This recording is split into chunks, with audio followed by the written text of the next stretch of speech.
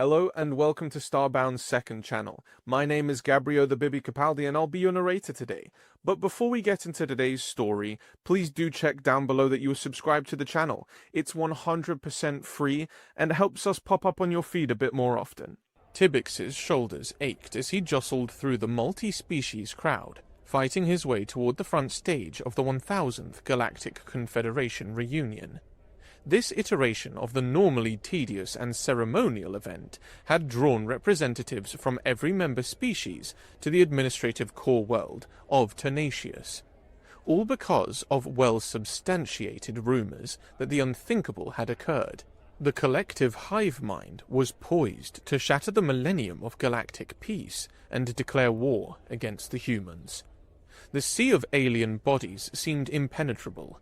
Tibbix's emerald skin glistened with exertion as he ducked beneath the lumbering arm of a Draxian diplomat and sidestepped a cluster of floating Vorons.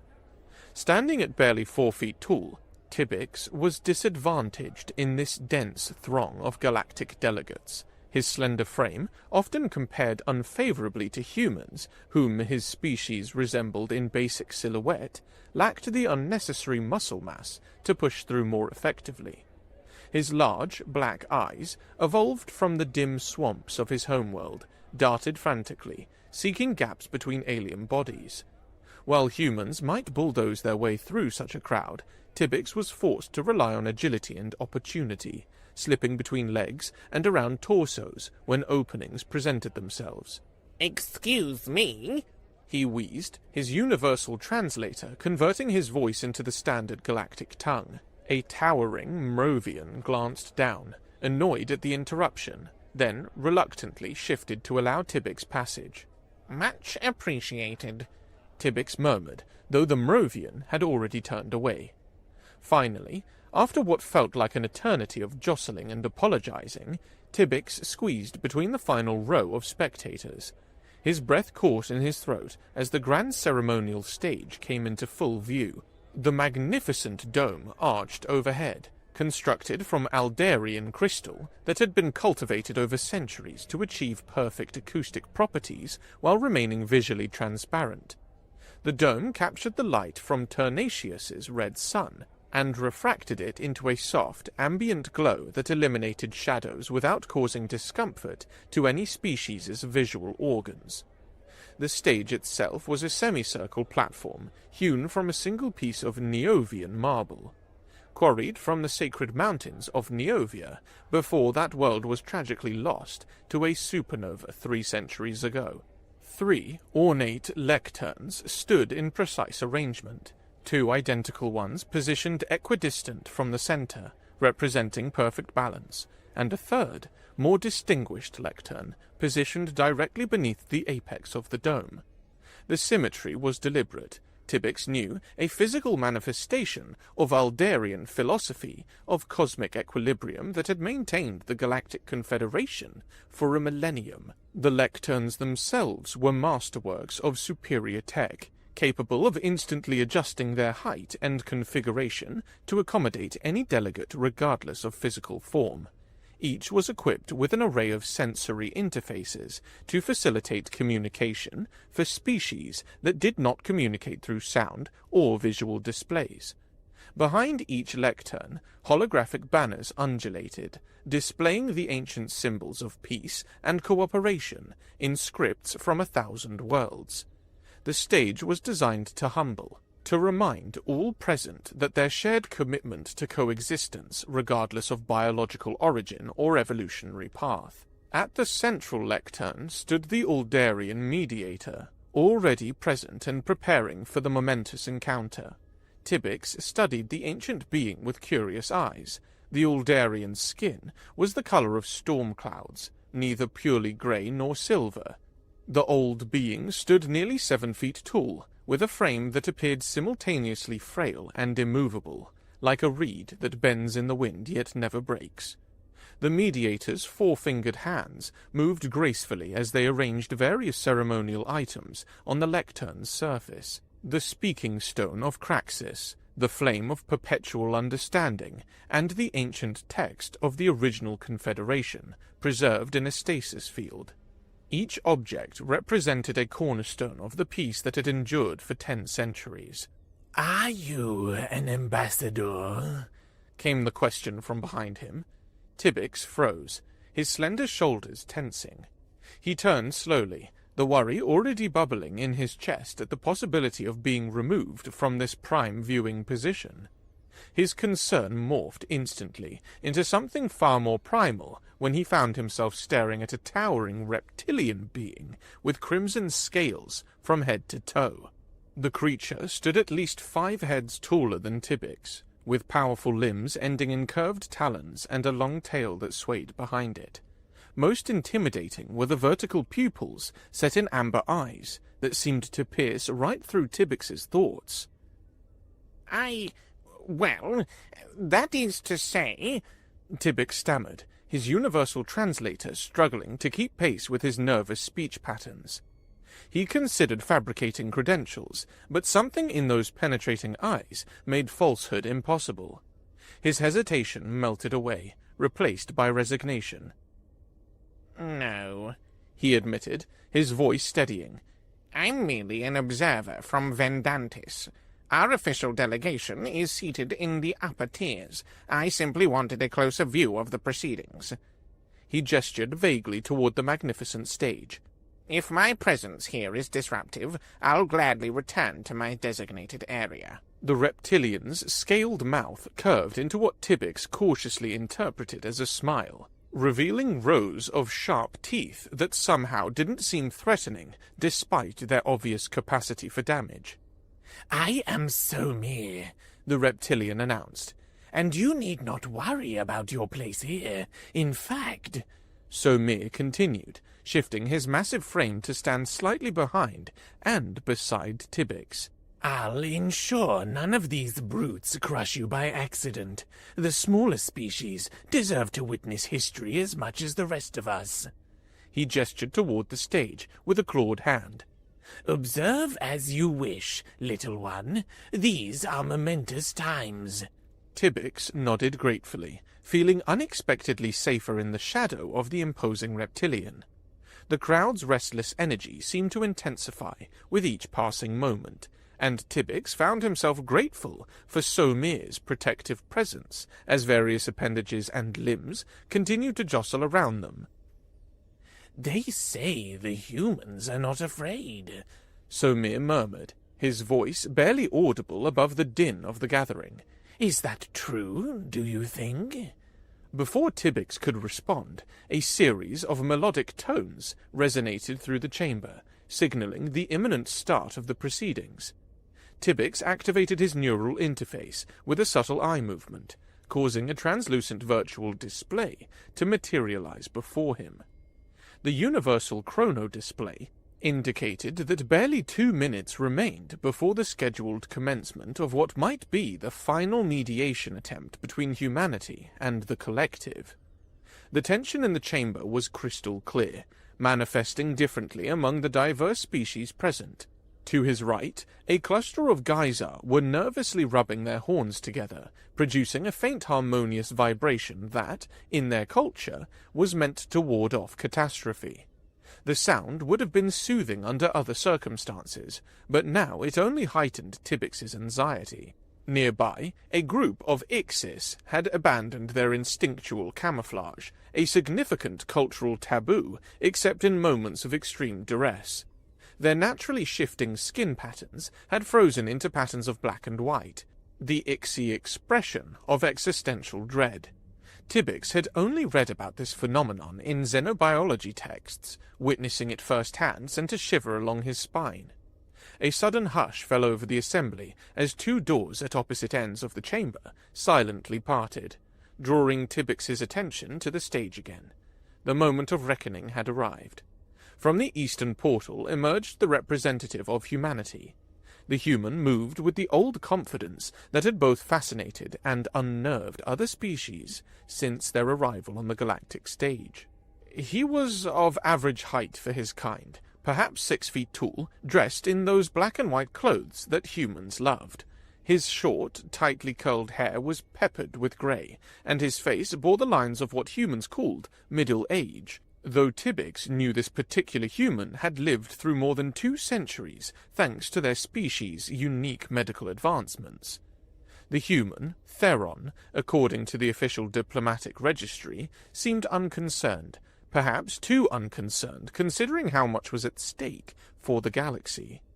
This was itself a statement. Humans regularly rejected the hierarchical displays common among most Confederation species, another of their complexing cultural quirks. From the western entrance came something fundamentally different. The collective's representative flowed into the chamber with his soft body. Though contained within a humanoid form for convenience, the being was fundamentally not an individual, but a localized node of a vast, interconnected consciousness. Its skin glistened with a mucus-like secretion, a mottled green and black that shifted subtly as internal communication coursed through its specialized cellular structure. Tentacle-like appendages, where a chin would be on most humanoid species, moved constantly, an external manifestation of the continuous communion with the greater collective consciousness. The being wore no clothing, as the collective considered artificial body coverings an insult to their evolved form. Instead, various tools and communication devices were embedded directly into its flesh, not added, but grown as part of the body itself through the collective's extraordinary biological engineering. The reactions throughout the chamber were immediate and varied, and it was hard for Tibbix to make sense of some of the strange displays of emotion. As both representatives approached their designated lecterns, the Uldarian mediator raised all 4 arms. The chamber's lighting dimmed, focusing attention on the stage. "Esteemed representatives of the Galactic Confederation," began the Uldarian, "we gather today in the sacred tradition of peaceful resolution to address concerns that threaten our millennium of harmonious coexistence. I welcome Ambassador Theron of the Human Cooperative Territories and the voice of the greater collective." The Uldarian turned first to the human. "Ambassador Theron, we acknowledge your presence and invite your participation in this dialogue." Then to the collective representative. "Voice of the greater collective, we acknowledge your presence and invite your participation. With respect for your unified nature beyond individual identity." Neither representative acknowledged the Uldarian's greeting. Instead, they regarded each other with what Tibbix could only interpret as mutual aversion. The human stood relaxed yet alert, while the collective representative's tentacles moved gradually faster. The silence stretched beyond diplomatic norms, creating an almost physical pressure in the chamber. Tibbix found himself unconsciously holding his breath, as were many of the delegates around him.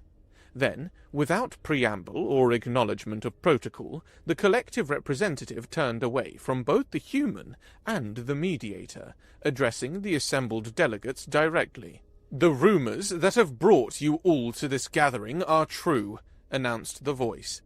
"After extensive synchronization across all nodes of our being, the collective has determined that the value of continued peace is inferior to the existential risk posed by unchecked human expansion throughout the galaxy."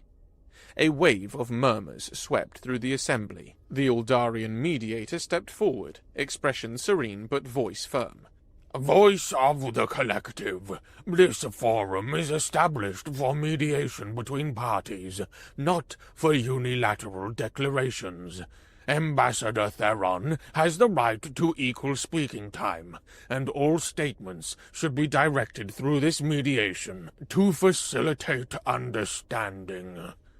The collective representative's tentacles flared momentarily, a gesture that xenolinguists interpreted as dismissive irritation. Meanwhile, the human ambassador remained impassive, watching the proceedings with an expression that Tibbix found difficult to interpret. Was it calm, boredom, strategic patience? Tibbix's mind raced with questions. What could have driven the collective to such a drastic position? The hive mind species had been among the most steadfast supporters of galactic peace for centuries. Their entire society was built around harmony and consensus. For them to determine that conflict was preferable to continued coexistence suggested either profound provocation or some fundamental shift in their collective consciousness. The voice of the collective turned toward the human ambassador. "You remain silent, human. Have you nothing to say in the face of your species' impending judgment?" Ambassador Theron maintained his composed stance, offering neither word nor gesture in response. His silence seemed to agitate the collective representative further, as evidenced by the accelerated motions of its chin tentacles. Ignoring the mediator's increasingly concerned expressions, the voice again addressed the assembly at large. "Since the human representative chooses silence, allow the collective to illuminate what brings us to this precipice." It began its speech, ignoring the warnings of the Eldarian mediator. "For the past 3 centuries, we have observed with growing concern the pattern of human expansion throughout the galaxy. Unlike every other spacefaring species who joined this confederation, humans have refused to adopt a centralized governance structure. Their so-called cooperative territories are, in fact, a chaotic patchwork of semi-autonomous colonies, corporate holdings, religious communes, and independent settlements." A holographic display materialized above the collective representative, showing a 3-dimensional map of the galaxy with human-inhabited systems highlighted in red. The distribution was indeed unlike the neat, organized territories of other species, instead showing a scattered, seemingly random pattern of expansion. "This non-centralized expansion," continued the voice, "marks a deeply troubling reality. Humans are not colonizing according to any rational plan or with regard for the delicate balance of galactic ecosystems.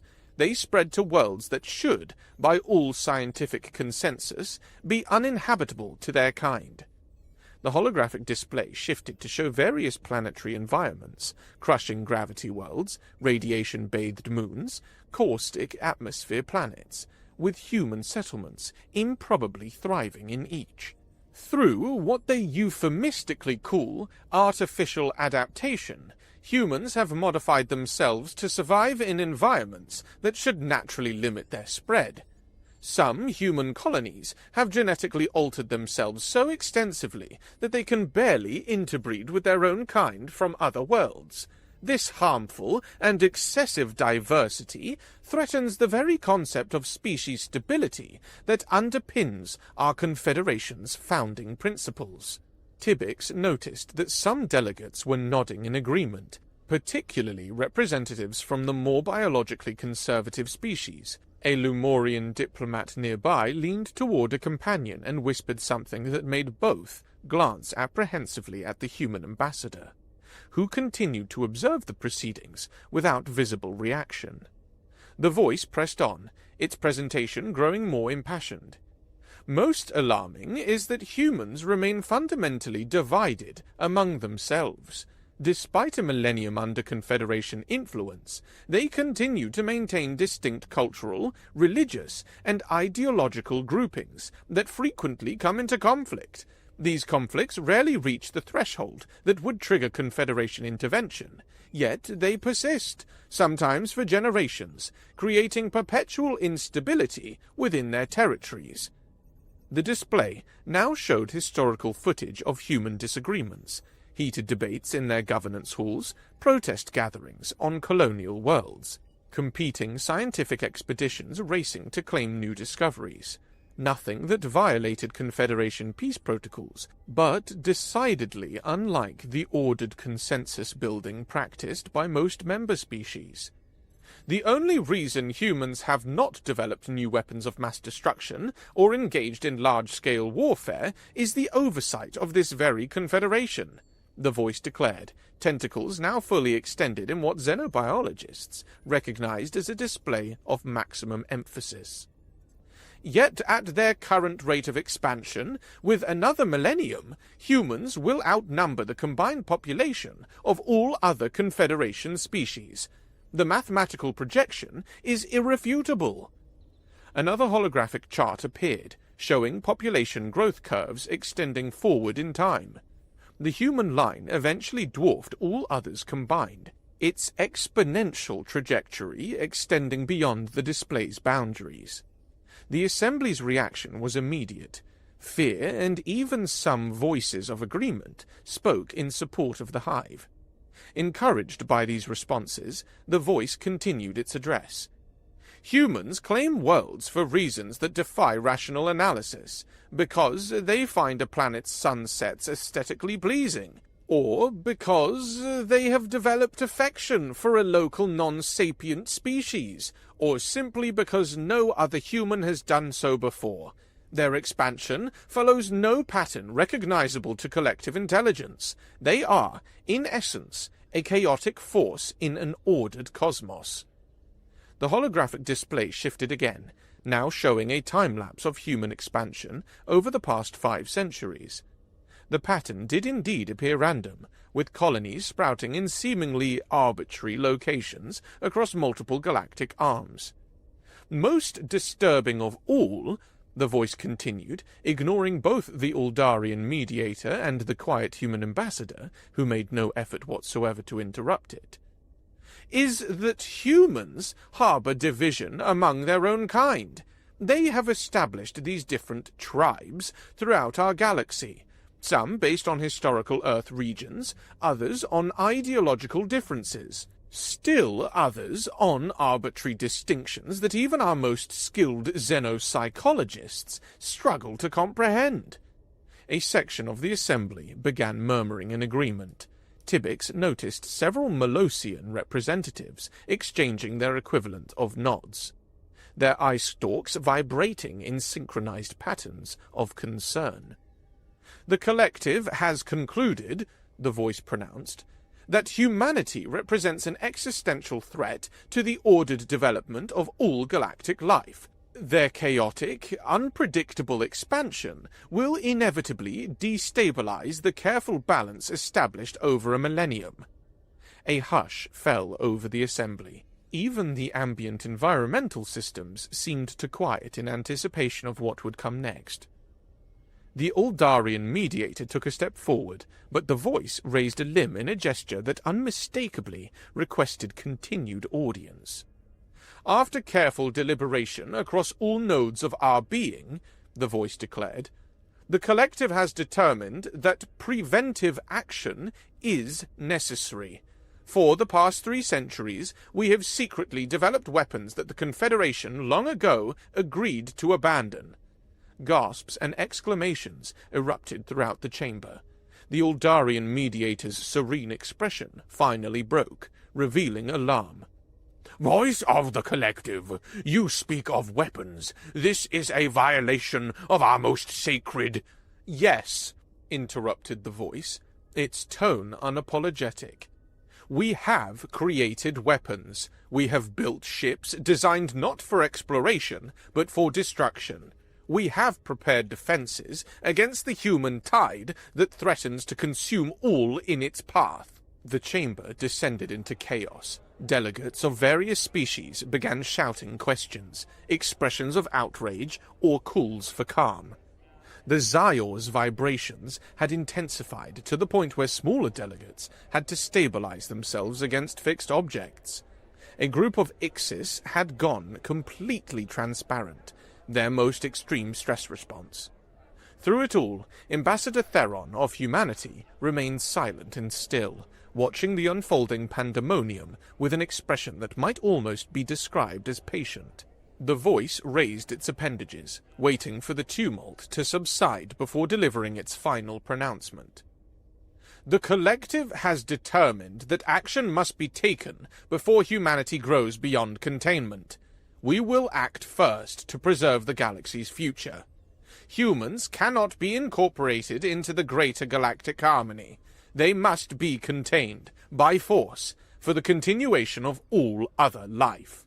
As the last echoes of this declaration faded, a new sound filled the chamber, unexpected, inappropriate, and utterly confounding to most species present.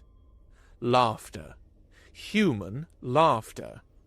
Ambassador Theron was laughing, not nervously or defensively, but with what seemed to be genuine amusement. His shoulders shook as the sound grew from a chuckle to full-throated laughter that filled the now silent chamber. The collective representative's chin tentacles froze in apparent shock. The Uldarian mediator looked between the two representatives in evident confusion. When the human's laughter finally subsided, he spoke for the first time, his voice carrying easily without technological assistance. "Let me get this straight," Ambassador Theron said, wiping a tear of mirth from his eye. "You just admitted publicly, before representatives of every sapient species in the Confederation, that you've been secretly building weapons for centuries with the intention of using them against humanity?" He looked around the chamber, making eye contact with various delegates before returning his gaze to the collective representative. "And you know what is really funny? You seem to believe you actually stand a chance." The chamber fell into stunned silence at the human ambassador's words. Tibbix watched as the collective's tentacles writhed in what he recognized as their weird equivalent of indignation, while delegates from a dozen worlds exchanged alarmed glances. The human's laughter had shattered the somber atmosphere of impending war like a stone through glass.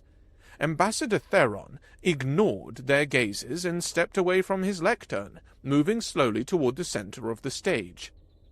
"Esteemed mediator," Theron said, addressing the Uldarian with a respectful nod, "I believe I'm entitled to equal speaking time as the voice of the collective. With your permission, I'd like to address the Assembly and clarify a few misconceptions the collective hive mind struggled to understand despite their shared brain." The Uldarian mediator's grey skin had taken on a silvery sheen, a sociological response to stress among their kind. The entire proceeding had deviated catastrophically from the careful diplomatic choreography that had maintained peace for a millennium. This wasn't mediation anymore. It had become a public forum with potentially calamitous consequences. Yes, Ambassador Theron," the mediator finally responded, his eyes focused on the surveying crowd. "Equal time is your right under Confederation protocol." The human nodded and turned to face the assembled delegates. Unlike the collective representative, who had used elaborate holographic displays, Theron stood alone, using nothing but his voice and presence. "Distinguished representatives of the Galactic Confederation," he began, his tone conversational rather than ceremonial. "You've just heard quite a speech. The collective has painted a rather alarming picture of humanity. Chaotic, unpredictable, fractious. And you know what?" He smiled. "They're absolutely right." Murmurs rippled through the assembly. Tibbix leaned forward, straining to catch every word. "Humanity is exactly as described. Non-centralized, we claim planets because we like some exotic pets, and yes, sometimes contradictory in our approaches to problem-solving. But what the collective fails to understand, what they fundamentally cannot comprehend given their unified consciousness, is that these are not bugs in our system. They are features." Theron began to pace slowly across the stage, his movements relaxed but purposeful. "Do you know how difficult it was for humanity to maintain 1,000 years of peace? Not just with you," he gestured expansively to the entire assembly, "but with ourselves. The collective has offered you a snapshot of human history without context, so allow me to provide what they omitted." The human's expression grew momentarily somber. "Humanity's history on our homeworld was indeed drenched in blood. For thousands of years before we achieved spaceflight, we waged war upon ourselves without stopping. Tribe against tribe, nation against nation, ideology against ideology." Several delegates shifted uncomfortably, particularly those from species with collective or hive-based social structures, who found the concept of interspecies warfare fundamentally disturbing. In less than a century on our home world, humans progressed from fighting with primitive chemical propellants to developing weapons capable of sterilizing entire continents. That early in our history, we had already invented weapons that would make the not-so-secret arsenal the collective is so proud of look like children's toys. The voice of the collective's tentacles flared in obvious anger, but Theron continued before they could interject. We fought world wars. We built and dropped atomic bombs on our own cities. We stood on the brink of complete self-annihilation multiple times, all because we couldn't figure out how to accommodate our differences. Theron paused, letting the weight of those words settle over the assembly. We nearly destroyed ourselves over resources, over ideas, over which group should dominate which. Tibbix felt a chill run through his body. He had studied human history as part of his xenological training, but hearing it described so directly by a human was entirely different from reading academic texts. And then, Theron continued, his voice softening, something miraculous happened. We reached the stars. We discovered that the universe was vast beyond comprehension, that there was room enough for every human idea, every human culture, every human belief system. We didn't need to fight over a single planet's limited resources anymore. We could each pursue our own vision without imposing it on others. The Ixis nearby had shifted from their stress coloration to a deep blue, the hue of contemplation in their emotional spectrum. The geyser had ceased their horn-rubbing entirely, transfixed by the human's words. That's why human expansion appears chaotic to the collective. It is chaotic, gloriously, beautifully chaotic. Some of us terraform worlds to make them Earth-like. Others genetically modify themselves to thrive in alien environments. Some establish democratic colonies, others corporate ventures, others religious communes. We don't need to agree on a single path forward, because space is big enough for all paths. Theron turned slightly to face the collective representative directly. And now you stand here, before the entire Confederation, and declare that this strategy, this miracle that saved humanity from itself, is somehow a threat? You claim that our lack of unity is dangerous, while admitting that you've been secretly building weapons to use against us? The voice attempted to speak, but Theron raised his hand in a sharp, cutting gesture that somehow managed to silence the collective representative mid-syllable. If we were truly the threat you describe, Theron continued, his voice hardening, if humanity was still the warlike species of our past, then you would not be standing here announcing your plans. You would not have had 3 centuries to build your weapons. There would have been no declaration of war. His eyes swept the assembly. There would have just been a flash of light, and your homeworld would have ceased to exist. Tibbix felt his inner membranes constrict at the casual way the human described planetary destruction. Around him, other delegates exhibited their species' equivalent of shocked silence. The Zyor had gone completely still, not even its breathing membranes moving. What the collective fails to understand, what they cannot understand due to their unified nature, is that humanity's peace with the galaxy and with itself is not maintained by force or by inherent gentleness. It is a daily choice we make, a choice our ancestors fought and died to give us. Theron walked slowly toward the collective representative, stopping just short of their position. Despite being physically smaller than the alien, the human somehow seemed to loom over it. Do you know what would happen if you actually proceeded with this war you're so eager to start? Theron asked, his voice almost gentle.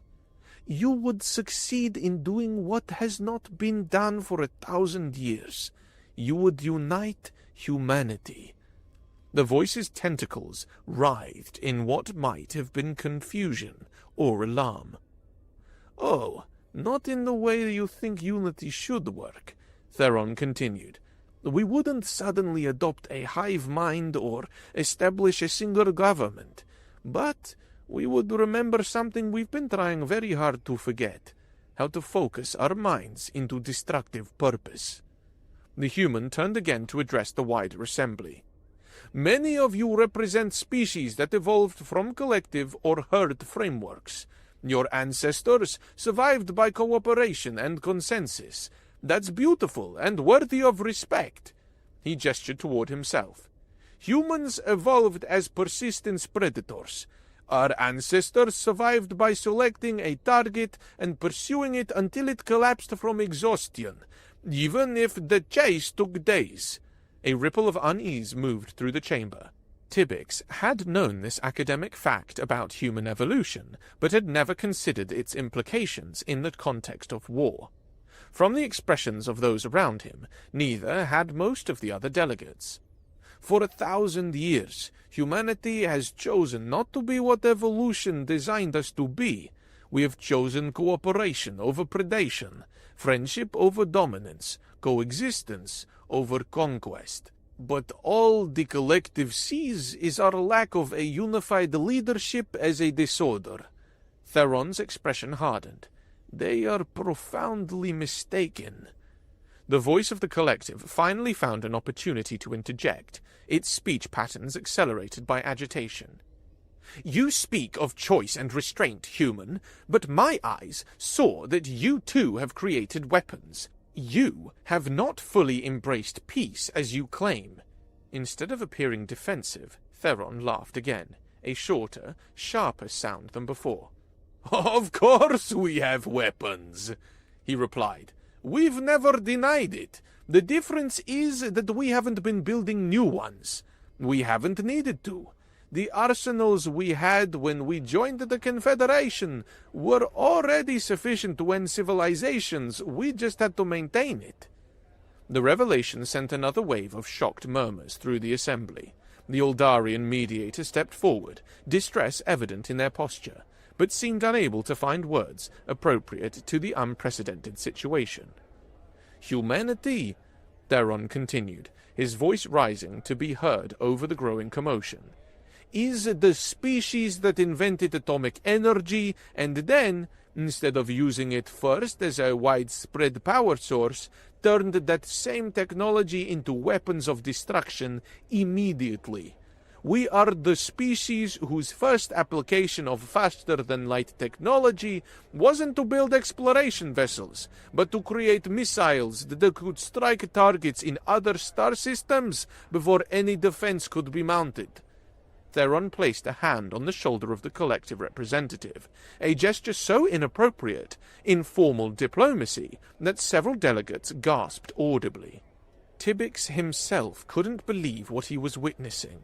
This is the species you're proposing to go to war with, Theron said, his voice now quiet enough that the assembly fell silent to hear him.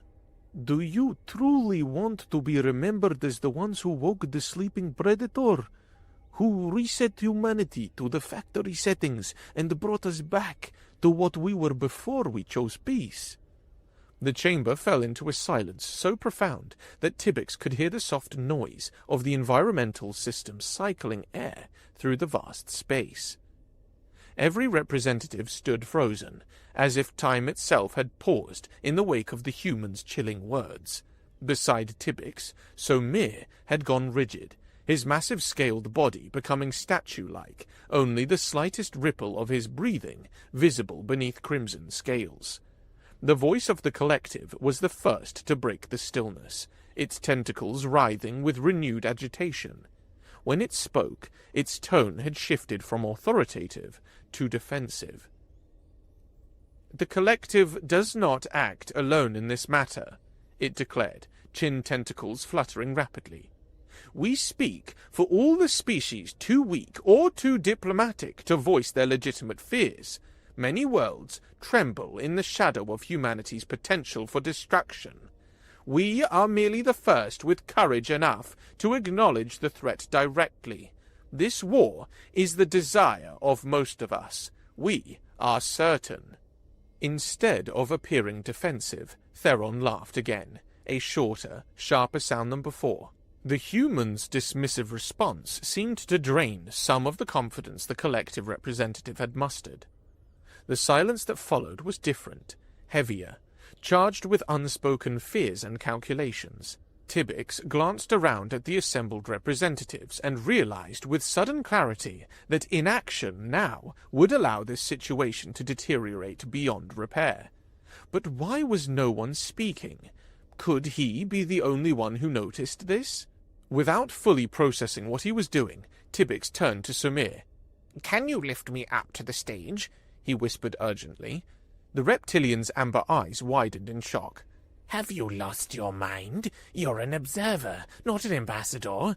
This is not your place to—" "Please," Tibbix interrupted, surprising even himself with his boldness.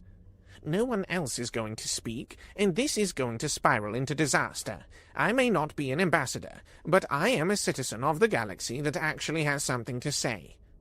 Samir studied him for several heartbeats before a slow, toothy smile spread across his scaled face. "You have courage for such a small being," he rumbled, then bent down and offered his massive hands as a platform.